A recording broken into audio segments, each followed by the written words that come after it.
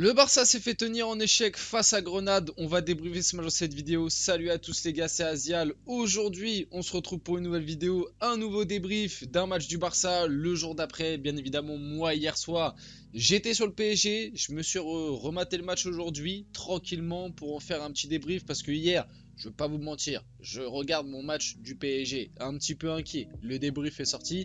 Si ça vous intéresse, n'hésitez pas à aller le voir. Hop, je fais mon petit débrief du PSG.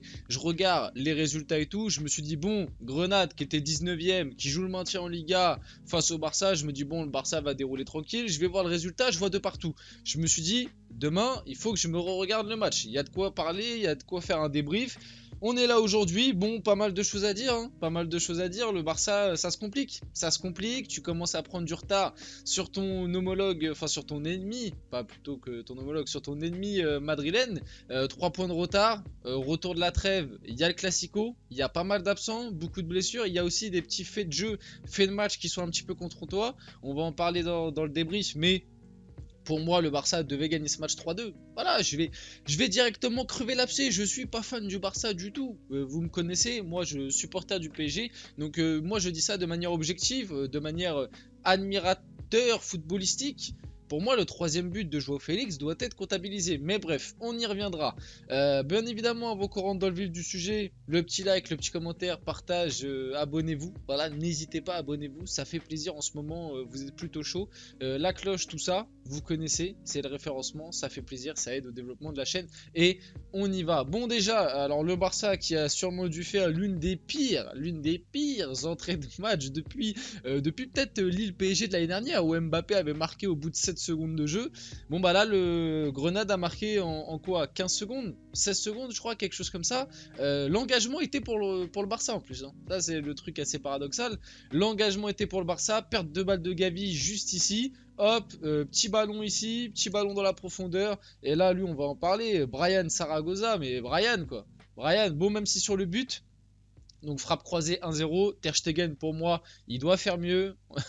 Brian, belle frappe, Brian a globalement fait un très bon match, on va le voir juste après. Koundé je pense il va en faire quelques cauchemars.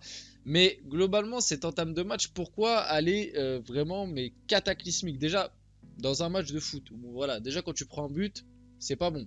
On est tous d'accord là-dessus.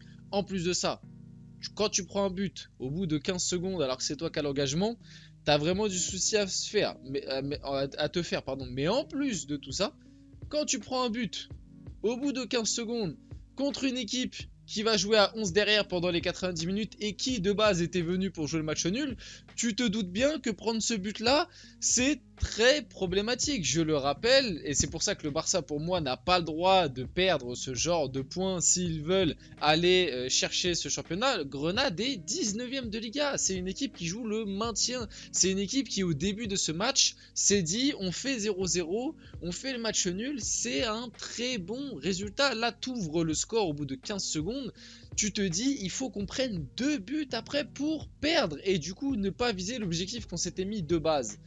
Donc le Barça déjà démarre le match de manière très compliquée, on l'a vu avec les stats, le Barça finit avec 81% de possession. Alors oui, le Barça a eu la balle, mais c'est normal, Grenade est venu pour ça. Au bout d'un moment où Grenade a marqué au bout de 15 secondes, pour eux leur plan c'était voilà 11 derrière et on les accroche, on les arrache. C'est pour ça que cette entame de jeu est terrible et que le Barça n'a pas le droit. Là, la perte de balle de Gavi, on en reparlera un peu après, mais c'est vrai que Gavi, le match a été très compliqué. Et puis ouais, voilà, la compo de...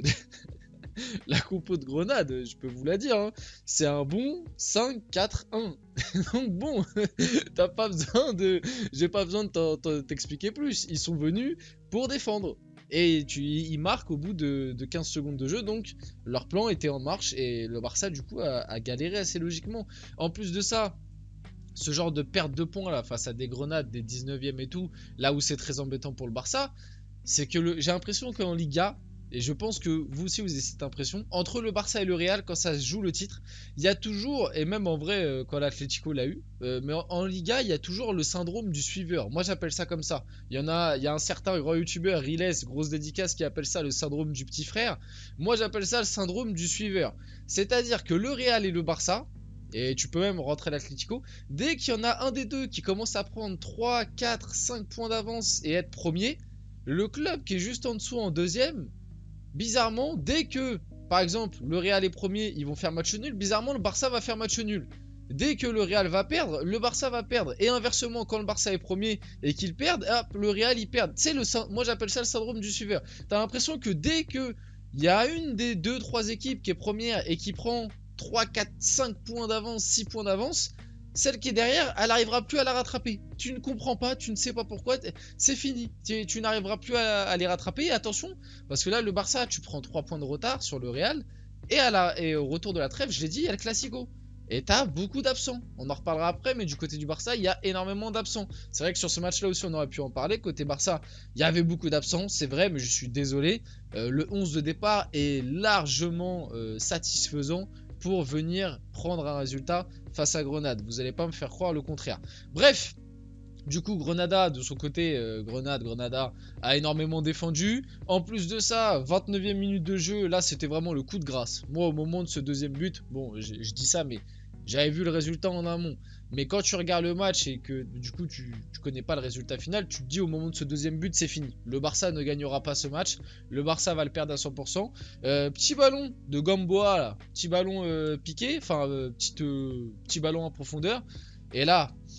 Brian Zaragoza là, Koundé, je pense que Koundé va en faire des cauchemars parce que là, prise de profondeur, Koundé allait un peu moins vite, il va revenir crocher petit pont, se mettre en position de frappe. Du coup, Koundé, logiquement, il se jette et sur ça, on peut pas lui en vouloir parce que s'il jette pas, bah, il laisse le but complètement vide.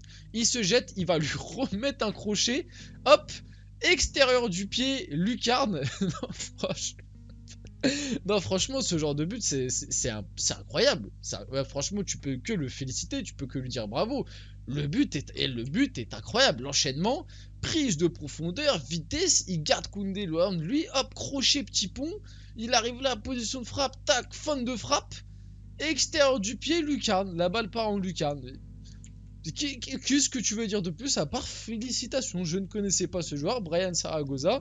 Je ne sais pas si c'est un bon joueur de manière habituelle, voilà, si, hebdomadaire, j'ai envie de dire. Mais là, dans ce match-là face au Barça, bah, il aura tout fait, quoi. Il aura tout fait. Même si je voulais revenir sur le premier but, comme j'ai dit, Ter Stegen pour moi est fautif. Et sur ce deuxième but, il la touche, mais il n'a pas la main assez ferme pour la sortir.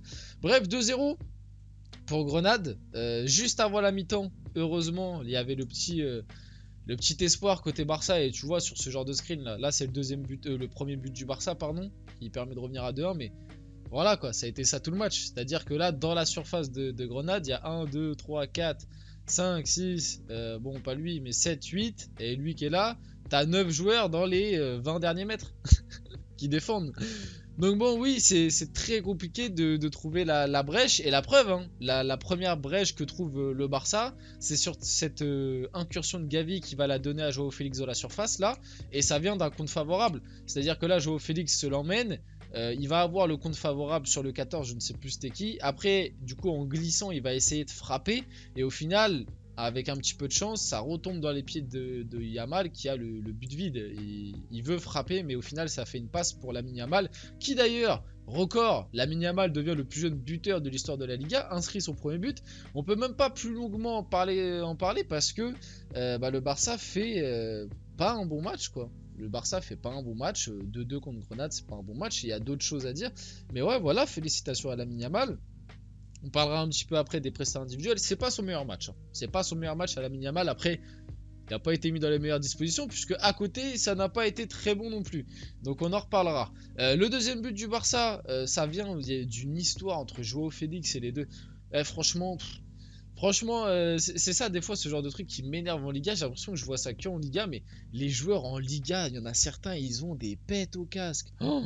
Oh là là, c'est impressionnant. Bref, Gavi qui va décaler Baldé qui va aller centrer. Le centre est beau, ras de terre puissant. C'est Sergi Roberto qui était entré au cours du jeu qui va venir la smatcher. Le gardien la touche, mais ça ne suffit pas. La balle rentre dans le but. Ça fait 2 partout. Du coup, pour le Barça, ce but intervient vraiment en fin de match. Hein, 85e. Le Barça a failli refaire une remontada. Mais moi, je pense que... Alors, en termes de points, bien évidemment que non, ce n'est pas bien qu'il n'y ait pas eu cette remontada. Mais en termes d'analyse... Que ce soit pour nous ou peut-être même pour les acteurs, c'est-à-dire Xavi, etc. J'espère qu'ils vont avoir l'analyse nécessaire de se dire, en ce moment, ça tourne pas bien, on peut pas faire des remontadas à tous les matchs, il y a des points qu'on perd, et en faisant des remontadas, déjà on perd des points, parce que là 0-2, tu reviens à 2-2, bon voilà, tu fais quand même une belle remontée. Moi je vous l'ai dit, au moment du 2-0, si j'avais pas connaissance du résultat final, moi je me disais que le Barça allait perdre ce match, parce que c'était cataclysmique. Granada défendait bien, à 11 derrière, le Barça avait du mal à se créer des occasions. Pour moi c'était fini, rideau, surtout que tu n'avais pas les individualités qui ressortaient. Tu n'avais pas Lewandowski, bon ok, tu avais Joao et Yamal qui tu sais peuvent te faire des différences. Ferran Torres en pointe, c'est compliqué. Au milieu de terrain il te manquait De Jong, il te manquait Pedri et tout. Peut-être un petit manque de créativité, bref. Voilà quoi, heureusement que t'avais les Félix, les Yamal, les Cancelo, et c'est pour ça que je dis malgré tout, les Baldé, c'est pour ça que je dis malgré tout, malgré qu'il y ait énormément d'absents au Barça, ce match, ils doivent le gagner. Je suis désolé, le 11 de départ est largement assez qualitatif pour venir s'imposer contre Grenade. Bref, ouais, du coup, ça c'est la situation avec Joao Félix. Alors, Kairon qui a cru qu'il allait gratter une faute et du coup annuler le but, alors que c'est lui qui vient percuter dans le dos de Joao Félix. Franchement, il y en a en Liga, ils ont des pètes au casque. Bref, on passe à la dernière situation. Et je vais en parler vite fait. Pour moi, le but aurait dû être validé. Je l'ai dit en début de vidéo. Centre de Joao Cancelo. J'ai pris le screen exprès ici. On voit la balle est juste là. T'as Ferran Torres qui saute, mais qui bien évidemment ne peut pas attraper la balle. Et là où ça me pose problème, c'est que le but a été refusé pour ça. Parce que Ferran Torres est hors jeu sur le centre. Et il saute. Mais la balle est loin de Ferran Torres. Il ne la touche pas et il n'influe pas sur le jeu pour moi. Parce qu'on le voit. Regardez à ce moment-là, la balle est encore en l'air au niveau de Ferran Torres. Ferran Torres est en l'air. Et regardez vers où se dirige le regard du gardien. Vers Joao Félix. Les défenseurs, ils sont aussi en position, bon même si là Calderon il laisse Joao Félix passer, mais les défenseurs ne se préoccupent pas de Ferran Torres là. Ils sont déjà sur l'après, sur Joao Félix. Pour moi, Ferran Torres ne fait pas tant action de jeu que ça sur cette action justement. Et c'est pour ça que Joao Félix va venir au second poteau couper, marquer le but du 3-2. Au final, le but va être refusé, malheureusement, mais pour moi, le but n'aurait pas dû. Parce que Ferran Torres, je suis désolé, l'action de jeu, ça se discute pour moi. Il ne fait pas tant action de jeu que ça. Et le but pour moi devait être validé. Et je dis ça en étant ni supporter du Real, ni supporter du Barça, ni supporter... Voilà, moi je suis supporter du PSG, donc rien à voir. Moi je dis ça vraiment en full objectif pour moi. C'est pour moi. Enfin, en étant full... sincère en tout cas. Voilà, full sincère et pas dans la mauvaise foi. Bref. Jules Koundé en plus en fin de match on a appris serait forfait 5 semaines, il manquera aussi le Classico. Et pour finir voilà, pour les prochains matchs là t'as pas mal d'absents côté Barça. Pedri, De Jong, Lewandowski, Rafinha, Koundé, Yamal. Normalement Rafinha devrait quand même revenir au retour de la trêve, etc. Revenir sur les terrains du côté du Barça, mais c'est assez compliqué. Vite fait les petites prestats individuelles, voilà. Ferran Torres ça a été compliqué quand même. Koundé bon bah faut en parler, hein, quand même compliqué, surtout sur le deuxième but. Ter Stegen pour moi est fautif sur le premier but, je l'ai dit, je le répète. Après voilà, c'est prestations surtout compliquées celle-là. Gundogan aussi, en 6 là, avec Gavi et Fermin Lopez.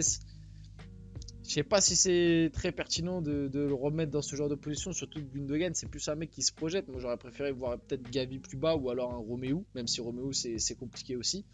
Bref, et puis voilà, en vrai en top après côté Barça, qui est-ce que tu peux mettre? En vrai tu peux mettre Cancelo qui a été plutôt bon. Ouais franchement en top c'est compliqué, hein. Je sais même pas qui mettre. Yamal parce qu'il a marqué mais c'est pas son meilleur match non plus.